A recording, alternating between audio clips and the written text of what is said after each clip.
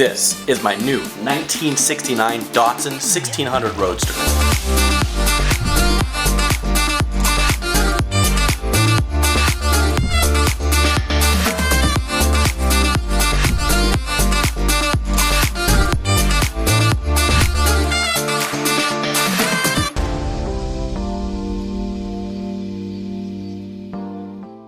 It's time to pull the 1600 4-cylinder Datsun engine out of this Roadster.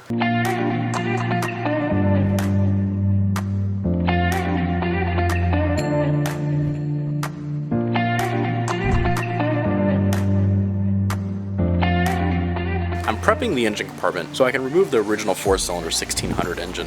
One of the main reasons why I'm going with a flathead V8 is it's something I know. So in terms of like the build and being able to do something right now with this budget, it makes a lot more sense with me. But in a very light chassis like this, it's gonna make all the difference.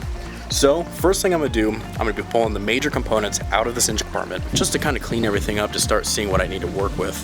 And once I get that done, I can then kind of assess what exactly I need to pull off the engine, or if I'm able to pull the entire engine, tranny, everything out with a lot of accessories still bolted on, which would save a ton of time.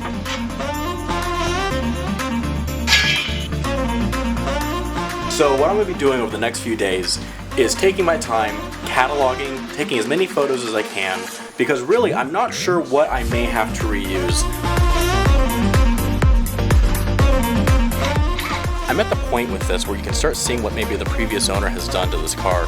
Something that caught my eye is that it has actually an electric fuel pump bolted to the fender well in here, yet the mechanical pump is still on the block.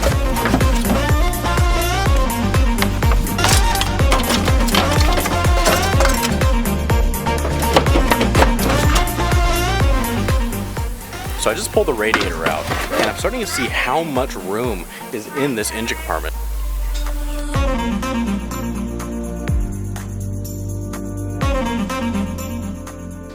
Alright, so I put a few hours into it tonight.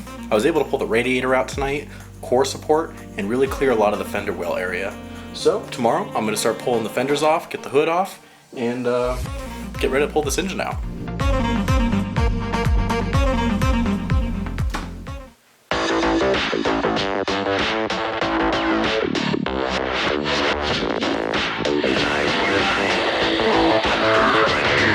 So I decided to choose the hottest day to pull this engine out. I was able to get everything disconnected from the engine. I got the linkage disconnected, got the shifter out, which is pretty cool. So I think at this point, get the cherry picker out, get some weight off of this engine, undo the motor mounts, tranny mount, get this thing out of here.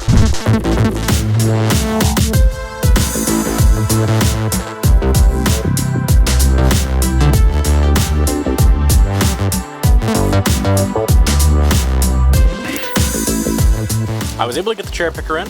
I had to remove the passenger front wheel because my cherry picker did not fit between the two front wheels. So a little extra work, but that's usually how it is. Okay, so I had to remove the alternator because I had to get a pesky bolt that was on the motor mount. I think we got everything undone at this point, so let's try to pull this engine.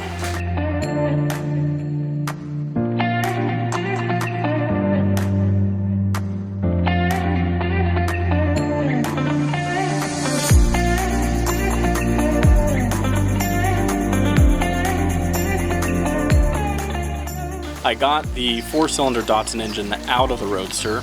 It went a lot quicker than I thought it would. Nothing too bad. Only got hung up on 1 or 2 cables, which is pretty good. Getting ready to power wash the engine compartment, kind of clean it up. But one thing I did notice, which is super cool, is that the engine actually has aftermarket headers. So obviously in its previous life, the previous owner did some hopping up on this engine, and maybe it saw some racing in its previous life. There's so much room in this engine compartment, and I can see why people want to put SR20s or even small block Chevys inside this Datsun Roadster. So really putting a flathead V8 in this is really going to be a breeze. The chassis looks really stout and a lot of it's already boxed, so the chassis can definitely hold up to V8 power. Some things that are kind of still unknowns for me is I don't know what I'm going to do about this rear end.